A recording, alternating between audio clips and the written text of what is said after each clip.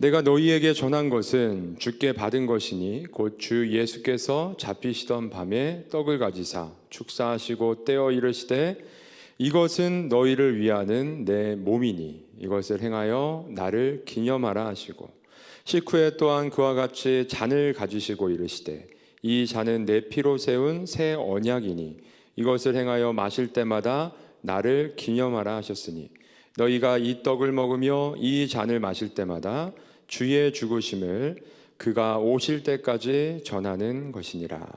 아멘. 우리 함께 같이 다시 한번 읽도록 하겠습니다. 시작.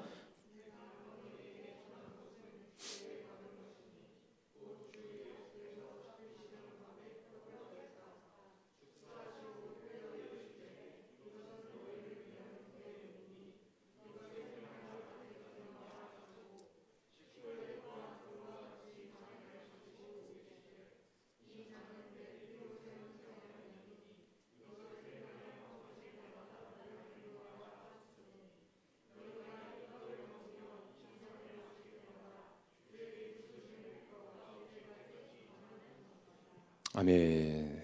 네, 반갑습니다, 여러분. 네, 새해 첫날. 어떻게 또 오늘이 주일이에요, 그렇죠? 주님의 날 우리가 다른 곳에서 만난 것이 아니라 이 예배의 자리에서 함께 모여서 만남을 가지고 하나님을 함께 예배할 수 있다는 게 참으로 감사한 일인 것 같습니다. 여러분 그렇게 생각하나요? 동의하나요? 그래요.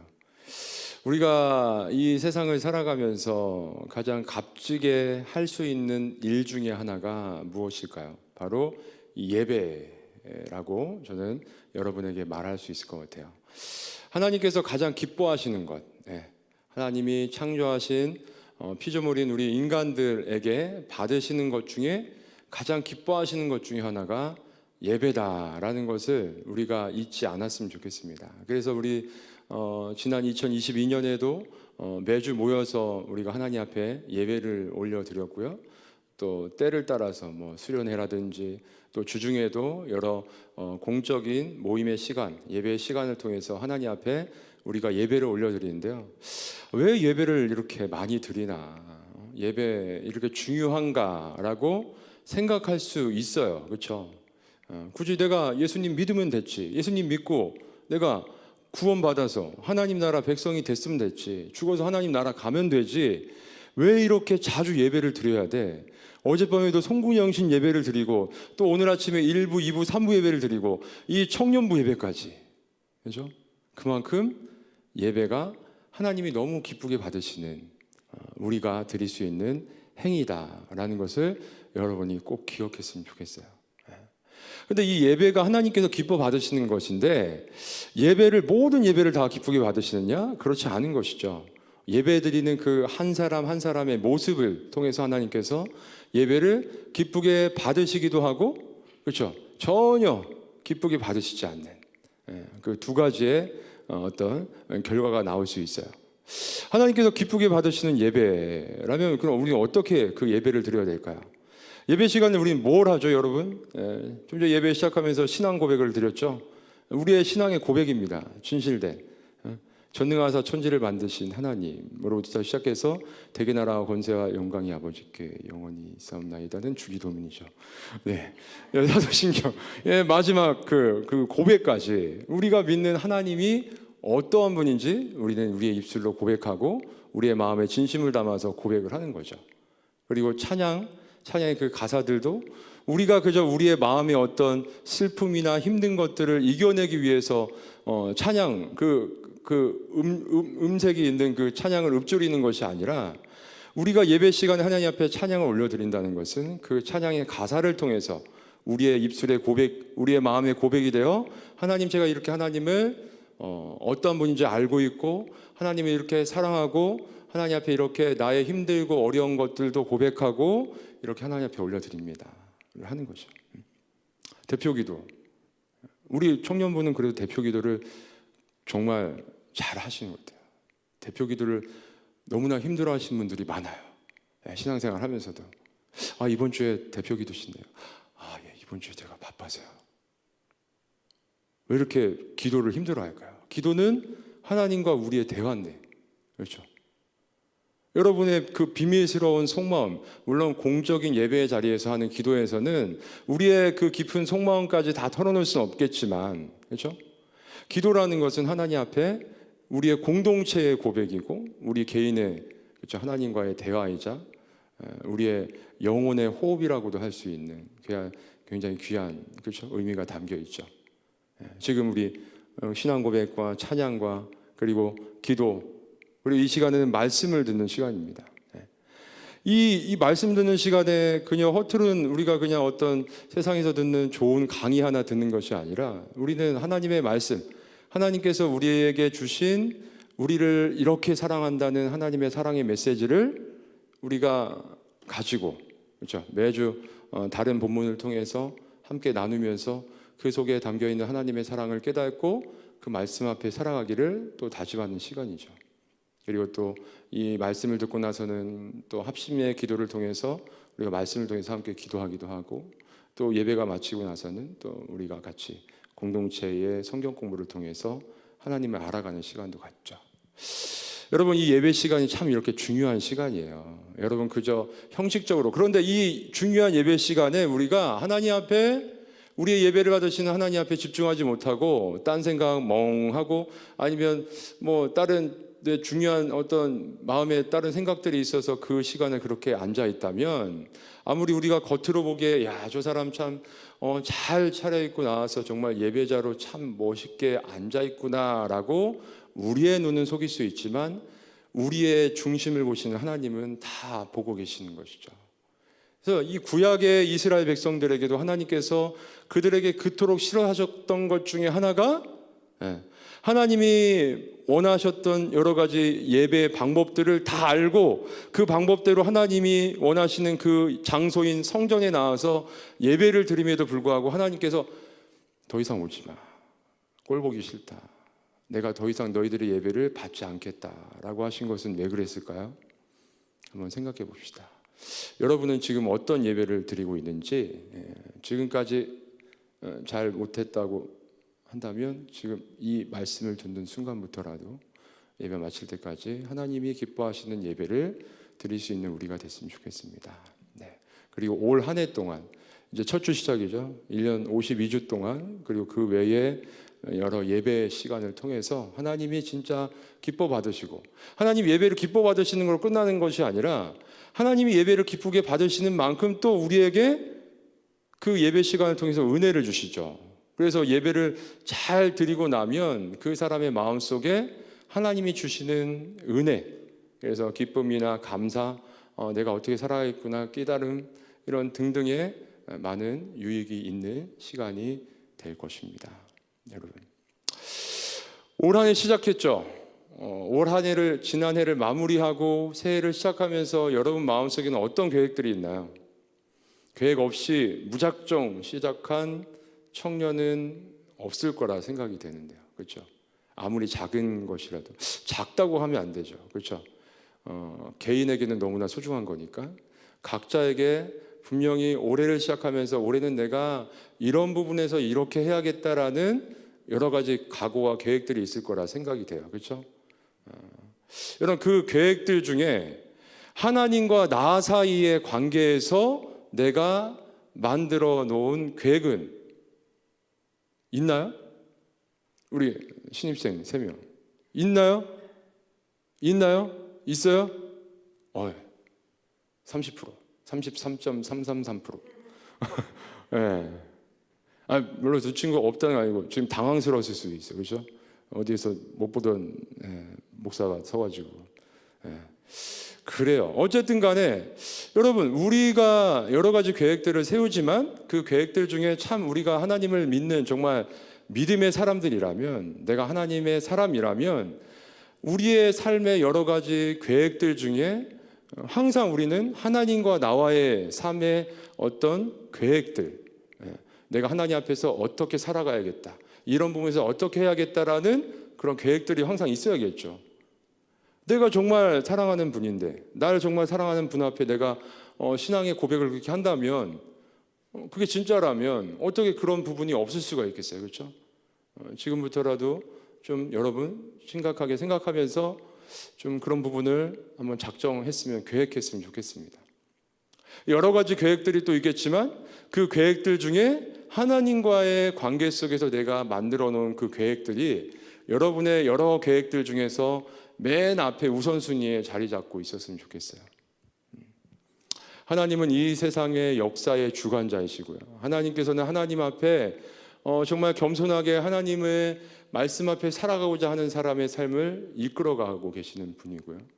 하나님은 바로 여기 있는 우리 한 사람 한 사람을 만드셔서 이 세상에 지금 이 순간에 살아가도록 해 주시는 분이기 때문에 그 하나님 앞에서 내가 어떻게 살아가야 될지 우선순위를 정해놓고 계획하고 살아갈 수 있는 우리가 됐으면 좋겠습니다. 올해 우리 청년부 주제표 다시 복음 앞에서, 다시는 가로, 처음 복음 앞에 쓰는 사람도 있을 수 있으니까, 그렇죠? 복음 앞에서 우리가 어떻게 살아가야 될지 우리 청년부 공동체 안에서 고민하면서 한 해 동안 살아가기 위해서 그렇게 표를 정해봤습니다. 복음이 무엇일까요? 기쁜 소식이죠. 여러분 어떤 게 기뻐요? 어떤 소식이 기뻐요?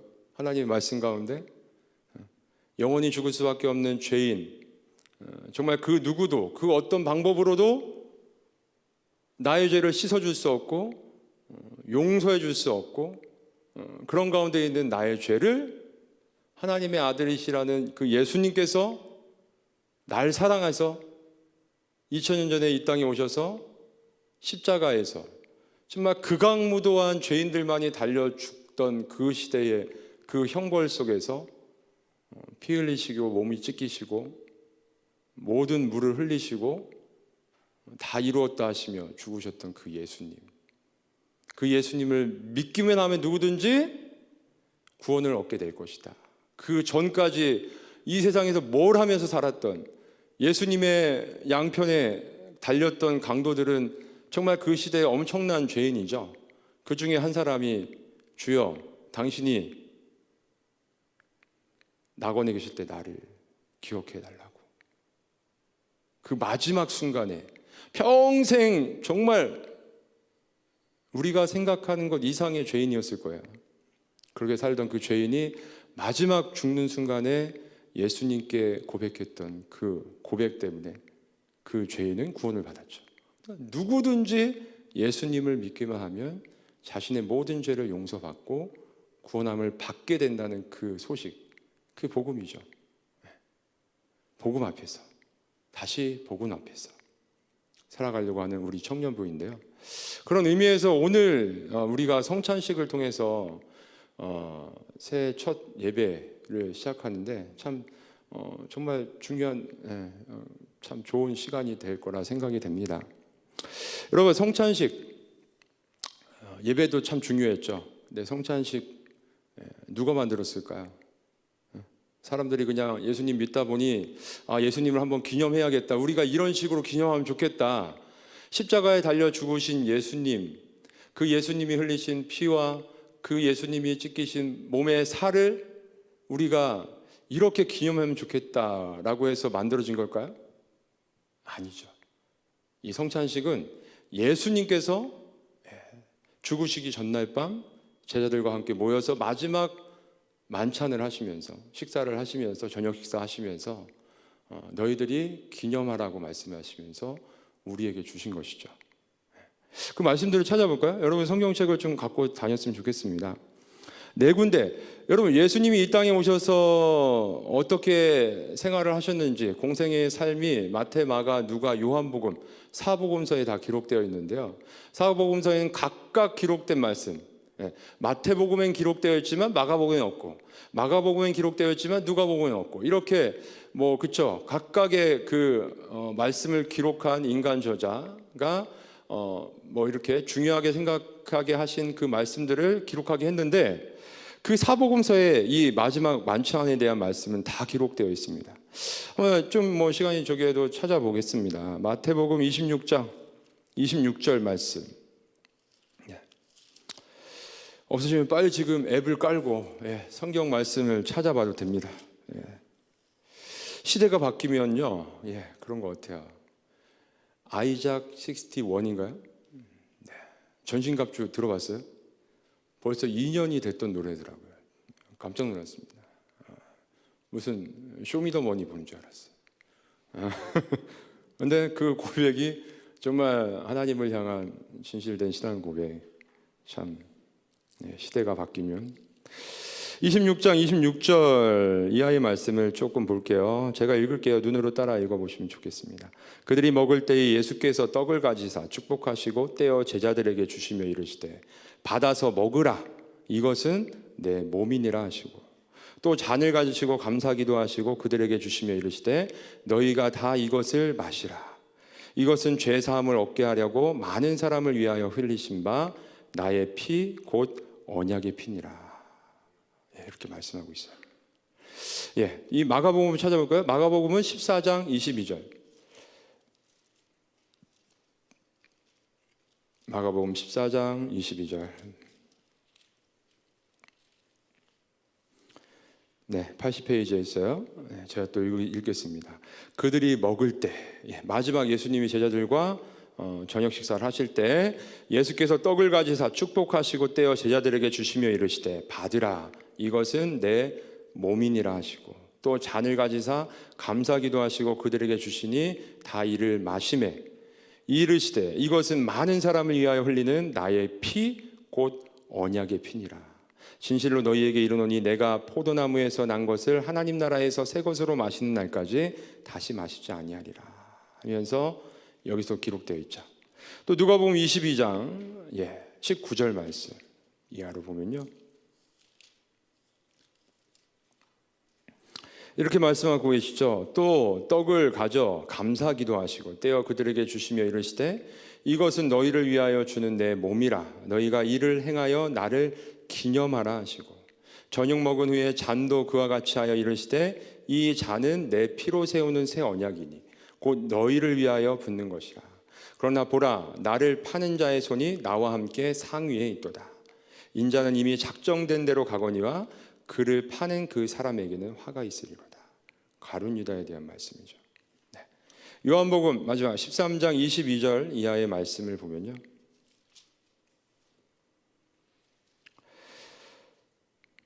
맞나요? 13장 22절? 네, 13장 22절 이하의 말씀을 보면 제자들이 서로 보며 누구에게 대하여 말씀하신지 의심하더라. 예수의 제자 중 하나 곧 그가 사랑하시는 자가 예수님의 품에 의지하여 누웠는지라. 21절부터 보면 될 것 같아요. 예수님이 이 말씀을 하시고 심령이 괴로워 증언하여 이르되 내가 진실로 진실로 너희에게 이르노니 너희 중에 하나가 나를 팔리라 하시니 하면서 이 지금 말씀들이 이제 이 성찬식 이 제자들과 함께 저녁 식사를 하시는 중에 마지막 만찬 중에 하신 말씀이 요한복음에도 기록되어 있습니다. 그리고 오늘 우리가 함께 읽은 말씀 고린도전서 11장 23절로 26절 말씀에 이렇게 말씀하고 있죠. 내가 너희에게 전한 것은 주께 받은 것이니 누가 누게 받았다고? 예수님께서 하라고 기념하라고 하신 것이다. 곧 주 예수께서 잡히시던 밤에 떡을 가지사 축사하시고 떼어 이르시되 이것은 너희를 위하는 내 몸이니 이것을 행하여 뭘 하라고요?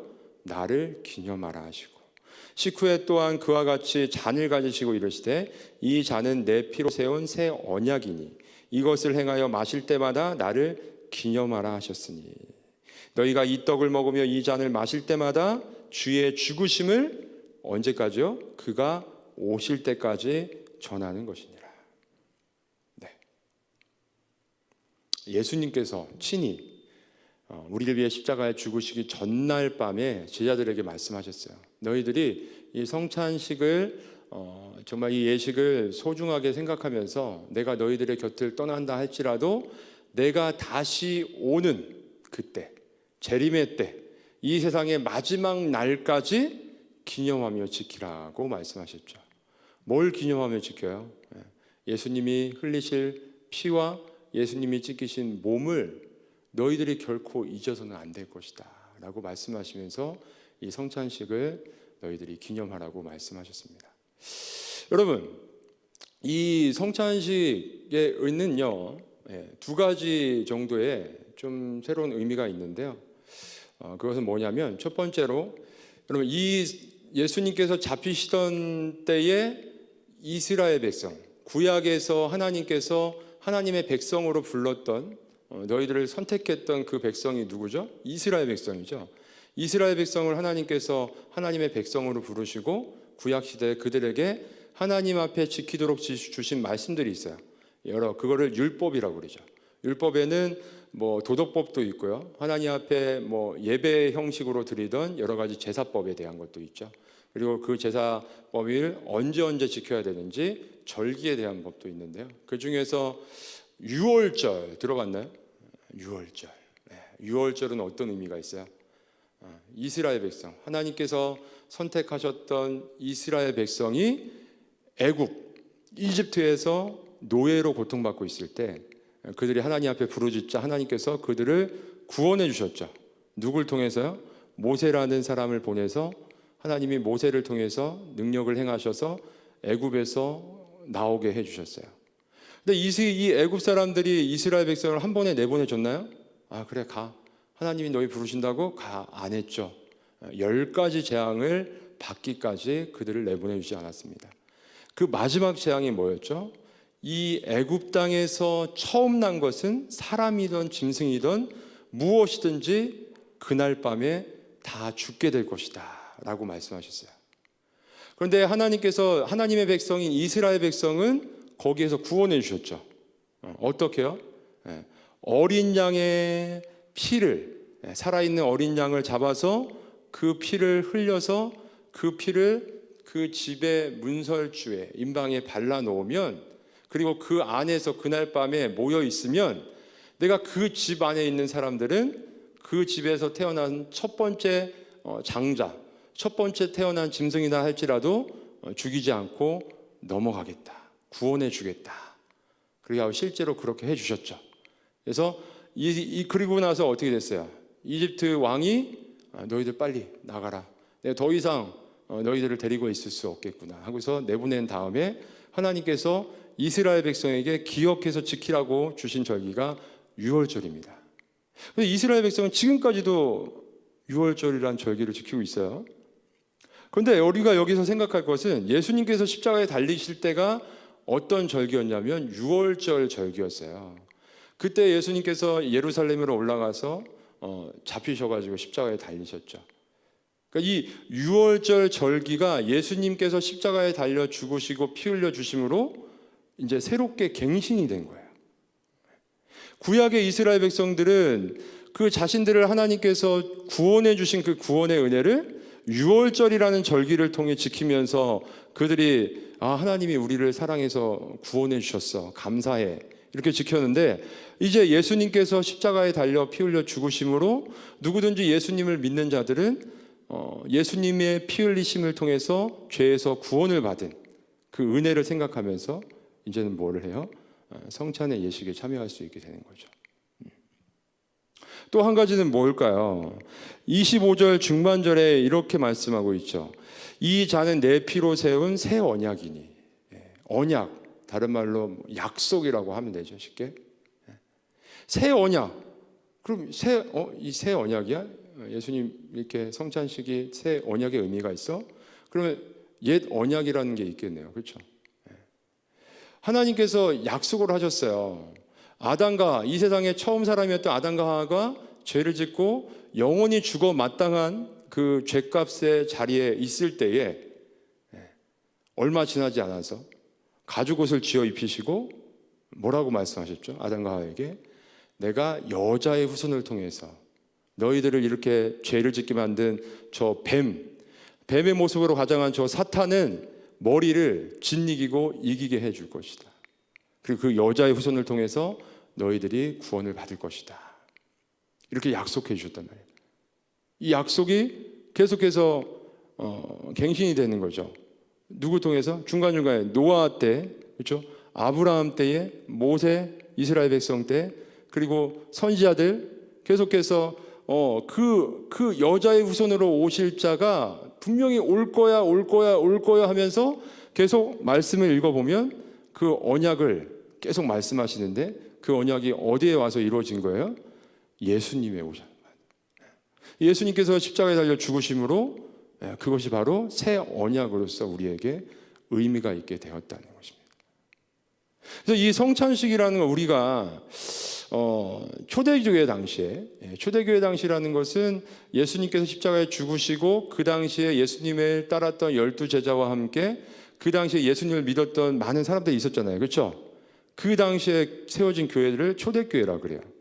초대교회 당시에는 사람들이 모일 때마다 뭘 했냐면 예배를 드렸을 뿐만 아니라 예배 가운데 성찬식을 행했어요. 그래서 성찬식이 자주 시행이 됐죠. 근데 오늘날에 와서는 이제 이 성찬식의 의미가 이제 그렇죠. 어때요? 여기 오늘도 이렇게 준비가 됐지만 매주 이렇게 그렇죠. 준비하고 이게 많이 이제 간소화가 된 것이죠. 1년에 한두 번. 근데 오늘날에도 이제 매주 예배 때마다 성찬식을 행하기도 하는데요. 어쨌든 그런 의미가 있다는 것을 여러분이 기억했으면 좋겠습니다. 그러면서 뭐라고 말씀하셨다고요? 예수님께서 다시 오실 때까지 기억해서 기념해서 지키라고 말씀하셨습니다. 여러분, 우리가 예배도 중요하지만 성찬식에는 이런 의미가 있고 성찬식의 시작은 예수님께서 우리에게 기념하라고 말씀하신 그때부터 시작되었다는 것을 기억하면서 이 시간 이제 말씀을 마치고 우리가 함께 성찬식을 진행할 건데요. 이 성찬식의 의미를 다시 한번 되새기면서 하나님 앞에 또 이 은혜의 자리로 나갈 수 있는 우리가 됐으면 좋겠어요. 하나님께서 우리에게 은혜를 베풀어 주시는 방도는 세 가지가 있다고 말씀하고 있는데요. 하나님의 말씀을 읽을 때 하나님이 우리에게 말씀을 통해서 말씀을 읽거나 우리가 나눌 때에 말씀을 통해서 하나님 은혜를 주시고요. 우리가 하나님 앞에 대화한다고 그랬죠. 기도할 때에 하나님께서 우리의 기도를 통해서 은혜를 주시고요. 또 한 가지가 뭐냐면 바로 이 성찬식을 통해서 하나님께서 우리에게 은혜를 베풀어 주십니다. 오늘 이 성찬식에 우리 함께 참여하면서 이 성찬의 의미를 우리가 마음속으로 되새기며 하나님 앞에 이 시간 은혜의 자리로 나갈 수 있는 우리가 됐으면 좋겠습니다.